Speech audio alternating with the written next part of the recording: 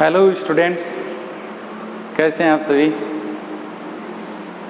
तो आज हम बात करेंगे विशेषकर बोर्ड क्लासों की कि 10th क्लास के बच्चे हैं जो 10th पास आउट के बाद में कौन सा सब्जेक्ट चुने और 10th के बाद में वो क्या करें, क्योंकि 10th क्लास तक बच्चे का फिक्स सिलेबस रहता है, बोर्ड का हो या नॉन बोर्ड का हो। तो उसका नॉन बोर्ड क्लासों में फिक्स रहता है उसका और वो पढ़ लेता है। लेकिन 10th के बाद में उसके सामने कई रास्ते खुले होते हैं और कौन से रास्ते को चुनना है इसको लेकर के बच्चा थोड़ा कंफ्यूज रहता है। तो 10th के बाद क्या करें या 10th के बाद हमें क्या करना चाहिए, ये टॉपिक होगा हमारा। और इसके जस्ट बाद में होगा 12th के बाद में क्या करें। तो दोनों बोर्ड क्लासों के बारे में आज हम चर्चा करेंगे। तो देखिए, आज विशेषकर पहले स्टार्ट करते हैं 10th से। 10th क्लास आपने पास कर लिया, अब 10th के बाद क्या करें। कई बच्चों ने पूछा था सर रिजल्ट कब आएगा, तो 12th साइंस का रिजल्ट है वो आज आ रहा है और 12th आर्ट्स का है वो हाफ जुलाई में आ जाएगा और 10th का है वो जुलाई लास्ट तक आने की संभावनाएं हैं। 10th के बाद में हमें सब्जेक्ट क्या चुनना है। अधिकांशतः इसमें हमने देखा है कि बच्चे भेड़ चाल चलते हैं इसमें कि अपने परिवार में किसी ने साइंस लिए तो हम भी साइंस लेंगे, परिवार में किसी ने आर्ट्स लिए तो हम भी आर्ट्स लेंगे, या किसी अपने सहपाठी ने, अपने दोस्त ने, अपना अच्छा दोस्त है उसने आर्ट्स ली है, अपन को आर्ट्स ना लेकर के साइंस लेते तो बेहतर रहता क्योंकि हम साइंस के लायक थे, साइंस में हमारा इंटरेस्ट भी था। या आप साइंस लेने के काबिल नहीं हैं क्योंकि साइंस आपके पल्ले नहीं पड़ती है और आपने किसी अपने दोस्त के साथ रहने के उद्देश्य से या अच्छे दोस्त ने साइंस ली है तो हम भी साइंस लेंगे, इस हिसाब से कर लेते हैं तो आगे चल करके इसमें नुकसान होता है। तो देखिए 10th के बाद में अपने पास में ऑप्शन है वो बहुत है और ऑप्शन में पहली बात तो ये कि पहला ऑप्शन है वो है आपका कि आप साइंस ले सकते हैं, यानी इसको हम कहते हैं विज्ञान संकाय या विज्ञान वर्ग कह सकते हैं या संकाय कह सकते हैं। इसमें क्या सिलेबस होगा, तो देखिए हिंदी और अंग्रेजी ये तो आपके कंपलसरी सब्जेक्ट हैं ही बोर्ड के। अगर आप राजस्थान बोर्ड से कर रहे हैं तो, अन्य किसी बोर्ड से कर रहे हैं तो आपका अंग्रेजी तो है ही और वहाँ की उस स्टेट की लैंग्वेज होगी। इसके बाद में जो ऑप्शनल सब्जेक्ट होते हैं आपके पास वो आपका होता है रसायन विज्ञान, दूसरा ऑप्शनल सब्जेक्ट होता है आपका भौतिक विज्ञान यानी आपका केमिस्ट्री और फिजिक्स, और आपका तीसरा ऑप्शन है आपके पास में जो है आपका जीव विज्ञान। और इसके देखिए साइंस में दो हैं, एक तो आपका मेडिकल साइंस है, एक नॉन मेडिकल साइंस है। तो मेडिकल साइंस में आपको बायोलॉजी लेना होता है, नॉन मेडिकल साइंस में आपको यहाँ पर मैथमेटिक्स लेना होता है यानी गणित लेना होता है। ये सब्जेक्ट आपको 11th और 12th 2 साल ये सब्जेक्ट रहते हैं। तो आपका ये साइंस स्ट्रीम हो गया, विज्ञान वर्ग या विज्ञान संकाय में ये सब्जेक्ट आपको पढ़ने को मिलते हैं। इनमें से आपको अगर केमिस्ट्री, फिजिक्स, बायोलॉजी, गणित ऑप्शनल है, इनमें इंटरेस्ट है तो आप इसको चूज करें, चुनें। स्कोप क्या क्या होगा, तो स्कोप में देखिए साइंस में बहुत स्कोप है वर्तमान में। साइंस में स्कोप इतने हैं कि कोई कमी नहीं है, लेकिन आप पहली शर्त है आप साइंस के लायक होने चाहिए क्योंकि साइंस है हार्ड सब्जेक्ट है, कोई थ्योरी सब्जेक्ट नहीं होता है। इसमें आपका पूरा साइंस के लायक हैं तो ही ले, नहीं आपके ये साइंस है बोझ बन जाएगा। तो इसमें आगे चल करके आपको 12th के बाद में BA करना पड़ेगा। दूसरा इसमें जो ऑप्शन है अपने पास में जो हम चुन सकते हैं, वो हम चुन सकते हैं आर्ट्स, जो ज़्यादातर कमज़ोर बच्चों के लिए माना जाता है कि आर्ट्स कमज़ोर बच्चे चुनेंगे, होशियार बच्चे हैं वो साइंस चुनेंगे। लेकिन फिर भी ये एक प्रकार से मैं कहूँगा गलत धारणा है, क्योंकि होशियार बच्चा भी आर्ट्स ले सकता है। इसी 70 का हमारा बैच है, उसमें 88-89% जिन बच्चों के 10th में है उन्होंने आर्ट्स लिया है। तो वो उनका गोल है कि हमको प्रशासनिक अधिकारी बनना है, हमको प्रशासन में जाना है, चाहे IAS RS जितना भी उनमें, तो वो उनका गोल सेट होता है। 10th के बाद में अगर आप आर्ट्स लेते हैं तो आर्ट्स में ध्यान दें, आपके जो कंपलसरी सब्जेक्ट हैं वो तो आपके रहने ही हैं, यानी आपका हिंदी है और अंग्रेजी। इसके अलावा ऑप्शनल सब्जेक्ट होते हैं, वो अलग अलग जगह अलग अलग स्कूल के पास में अलग अलग सब्जेक्ट होते हैं। हमारे पास में आर्ट्स में ऑप्शनल सब्जेक्ट हैं, इतिहास है जो आर्ट्स का बादशाह है एक तरीके से, इतिहास, भूगोल और राजनीति विज्ञान। 3 सब्जेक्ट तो सीधे सीधे आपके कंपटीशन के दौर से या कंपटीशन के नज़रिए से देखें तो ये 3 सब्जेक्ट अमूमन बच्चे लेते हैं। इसके अलावा हमारे पास ऑप्शन में इसके है जो आपका प्रैक्टिकल सब्जेक्ट है, होम साइंस, गृह विज्ञान। इनमें से कोई 3 सब्जेक्ट लेने होते हैं आप, और एक हमारे पास में है हिंदी साहित्य। देखिए आर्ट्स में सभी सब्जेक्ट जितनी भी भाषाएं हैं उनका लिटरेचर है, इंग्लिश साहित्य, संस्कृत साहित्य, हिंदी साहित्य, उर्दू साहित्य, सब भी साहित्य हैं। तो हमारे पास में ये 5 सब्जेक्ट हैं, इनमें से कोई 3 आपको ऑप्शनल चुनने होते हैं और 2 कंपलसरी आपके रहने ही हैं। तो देखिए वो बैच बनता है, वो संस्था जिस प्रकार से बैच बनाती है आपकी स्ट्रेंथ के अनुसार उसे होगा। या तो आप राजनीति की को छोड़ करके गृह विज्ञान ले सकते हैं, या फिर आप हिस्ट्री को छोड़ करके गृह विज्ञान ले सकते हैं। भूगोल छोड़ना मैं मानूंगा कि ठीक नहीं रहेगा, क्योंकि प्रैक्टिकल सब्जेक्ट है, इसलिए 2 प्रैक्टिकल सब्जेक्ट ज़्यादातर आपके ज्योग्राफी और गृह विज्ञान में बच्चों में देखे जाते हैं। तो 5 सब्जेक्ट हैं हमारे पास में उपलब्ध, इनमें से आपको 3 ऑप्शनल में और 2 ये रहते हैं। ये आप अगर 10th के बाद में आर्ट्स लेते हैं तो आपको पढ़ने को मिलेंगे। इसके 12th के बाद में क्या होगा, वो 12th के बाद क्या होगा उसमें अलग क्लास लेंगे, वो 12th वालों के लिए होगी। पहले 10th के बाद क्या करना है उस पर ध्यान दें। 10th के बाद अगर आप आर्ट्स लेते हैं तो आपको इतिहास, भूगोल, राजनीति विज्ञान, गृह विज्ञान, हिंदी साहित्य, इनमें से कोई एक, या कोई दूसरी जगह ऐसा देखा जाता है कि कंप्यूटर साइंस भी होता है आर्ट्स में, अर्थशास्त्र भी होता है, मैथमेटिक्स भी होता है आर्ट्स में, बहुत सब्जेक्ट हैं, चित्रकला भी होता है। तो वो जो आपको सब्जेक्ट चुनने हैं तो वो आप एडमिशन लें उस टाइम देखें कि जो मैं सब्जेक्ट लेना चाहता हूँ वो क्या इस संस्था में हैं, तो उस हिसाब से आप लें। ये करते हैं तो आपको 11th 12th 2 साल का यही होगा, इसमें आपको ये सब्जेक्ट पढ़ने को मिलते हैं। हमने साइंस की बात कर ली, आर्ट्स की कर ली।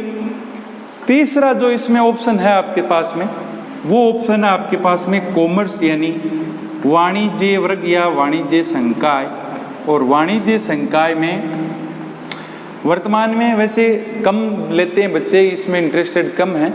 इसमें आपको अर्थशास्त्र से संबंधित तो 2 तो आपके सब्जेक्ट रहने ही हैं, हिंदी हो गया आपका और इंग्लिश हो गया, और इसके साथ में आपको EFM है, स्टैटिक्स है, और आपके जितने भी आर्थिक गतिविधियां हैं अर्थशास्त्र हैं तो वो पढ़ाया जाता है। इसमें आगे चल कर के आप CA बन सकते हैं या फिर आप बैंक मैनेजर बन सकते हैं। वर्तमान में GST आ गया तो उसमें, यानी ये इकोनॉमिक गतिविधियों से रिलेटेड होता है। आर्ट्स है वो प्रशासनिक, और साइंस की हमने बात कर ली। मुख्य तौर पर ये 3 ऑप्शन तो आपके पास में 11वीं और 12वीं के करने के लिए जो आप 10th के बाद में सीधा करते हैं। चौथा ऑप्शन भी इस बार इसमें आ गया, क्योंकि पहले आपका कृषि विज्ञान इसके ऑप्शन में होता था सब्जेक्ट, तो लेकिन इस बार अलग से संकाय बना दिया गया है, और वो है कृषि विज्ञान, एग्रीकल्चर, और इसमें अलग से संकाय बन गया है जिसमें अभी ये प्रक्रिया है, अभी जारी है। इसमें आपके वही 2 सब्जेक्ट होने हैं, एक हिंदी होना है और एक आपका अंग्रेजी होना है। और इसके ऑप्शनल सब्जेक्ट हैं, वो जितना आपका इसमें केमिस्ट्री काम में आएगा वो होगा, जैसे रसायन, कृषि विज्ञान, और आपका हो जाएगा वो जीव कृषि, और एक खुद हो जाएगा कृषि विज्ञान। ये 3 सब्जेक्ट हैं वो इसमें, यानी जो आप प्रॉपर साइंस में देखते हैं, केमिस्ट्री है, बायोलॉजी है, तो इसमें क्या है, केमिस्ट्री और बायोलॉजी उतनी काम में ली जाती है जितनी कृषि से रिलेटेड है, और एक खुद सब्जेक्ट है एग्रीकल्चर यानी कृषि विज्ञान। तो ये 3 ऑप्शनल में हो गए, 2 ये कंपलसरी सब्जेक्ट होते हैं लैंग्वेज के।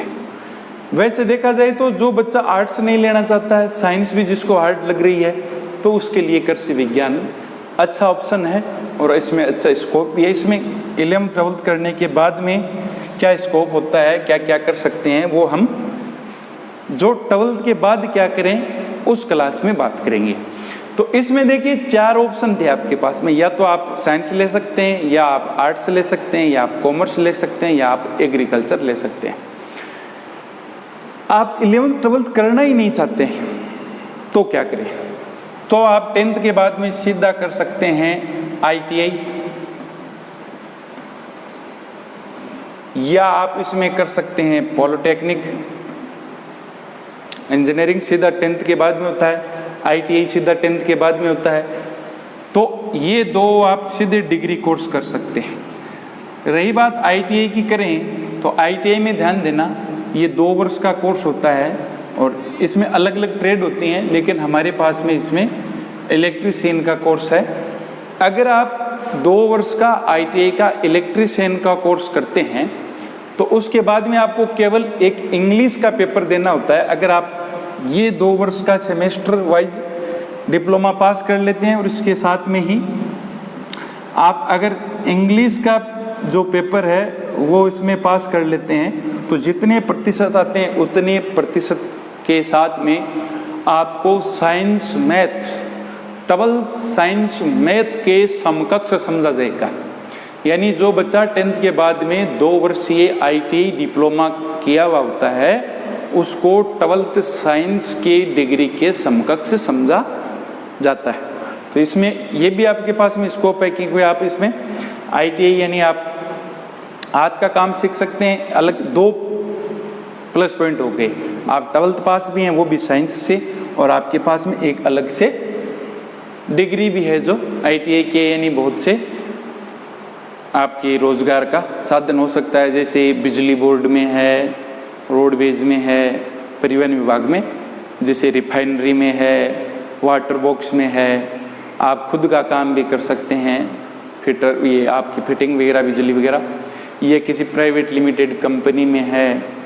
तो ये बहुत से स्कोप हैं जो ITI करने के बाद में आपको सीधे मिल जाते हैं। सीधा आप 12th करने के बाद में अपने हाथ के हुनर के साथ में रोजगार प्राप्त कर सकते हैं। तो ये थे आपके 10th के बाद में। अब देखिए, अब आपको सोचना है कि मैं आर्ट्स लूँ, साइंस लूँ, कॉमर्स लूँ, या फिर एग्रीकल्चर लूँ, या फिर मैं पॉलिटेक्निक करूँ, या फिर मैं ITI करूँ, या फिर कोई डिप्लोमा कोर्स करूँ। और एक देखिए कंप्यूटर का ज़माना है तो इसलिए आप RSCIT जो कोर्स चल रहा है यानी RKCL जो चल रहा है वो आप ज़रूर कर लें। और RKCL है, इसके वर्तमान में फॉर्म भरे जा रहे हैं। पहले इसमें बायोमेट्रिक जो अटेंडेंस होती थी वो अभी महामारी के टाइम में ये बंद कर दी गई है। तो हमारे पास में क्या क्या है ध्यान दें, ITI हमारी संस्था के पास में है, RKCL आप हमसे कर सकते हैं, और आर्ट्स के जो 6 सब्जेक्ट हैं उनमें से आप कोई 3 चूज करके आर्ट्स कर सकते हैं। साइंस में हमारे पास में 5 सब्जेक्ट हैं, उनमें से आप 3 चूज करके आप साइंस ले सकते हैं। कॉमर्स का जो वर्ग है या वाणिज्य संकाय है वो हमारे पास में उपलब्ध नहीं है। ITI है, RKCL है और आर्ट्स है और साइंस है। तो आप या तो साइंस से 11वीं-12वीं कर सकते हैं, या आर्ट्स से कर सकते हैं, ITI कर सकते हैं, RKCL कर सकते हैं। इतने डिप्लोमा कोर्स हमारी संस्था के पास में उपलब्ध हैं। अब इसके अलावा बात आ गई कि इतने सारे यानी 4, 5, 6, 7 सर ये तो बहुत ऑप्शन हो गए, इसमें से मैं कौन सा ऑप्शन चुनूं? तो भेड़ चाल से बचने, जैसा मैंने पहले कह दिया था, आप ये सेट करें, 2 दिन का टाइम ले लें, 1 सप्ताह का टाइम ले लें, आराम से शांत दिमाग से ये सोचें कि मुझे आर्ट्स यानी SST समझ में आती है, मुझे आर्ट्स लेनी है, आगे चल के मुझे ग्रेजुएशन करनी है, एक मुझे प्रशासन में जाना है, या मुझे टेक्निकल काम में जाना है तो मुझे ITI करनी है या पॉलिटेक्निक करनी है, या मुझे साइंस लेनी है, साइंस बैकग्राउंड में जाना है, क्योंकि बहुत स्कोप है, जैसे डिफेंस में, वो सब हम 12वीं के बाद वाले, 12वीं के बाद क्या करें उसमें बात करेंगे। या फिर मुझे एग्रीकल्चर लेनी है या कृषि विज्ञान लेनी है, जिसमें एग्रीकल्चर में भी वर्तमान में बहुत स्कोप है। तो ये ऑप्शन है। तो आप आराम से बैठ करके सोचें। घर वाले कह रहे हैं उस हिसाब से भी सब्जेक्ट मत लेना बेटा। घर वाले कह रहे हैं साइंस ले ले आप, साइंस आपके लिए बहुत बड़ा बर्डन है, 12वीं मरते मरते पास होगे, बाद में आपको ग्रेजुएशन BA करना पड़ेगा, BSc करने लायक नहीं रहोगे।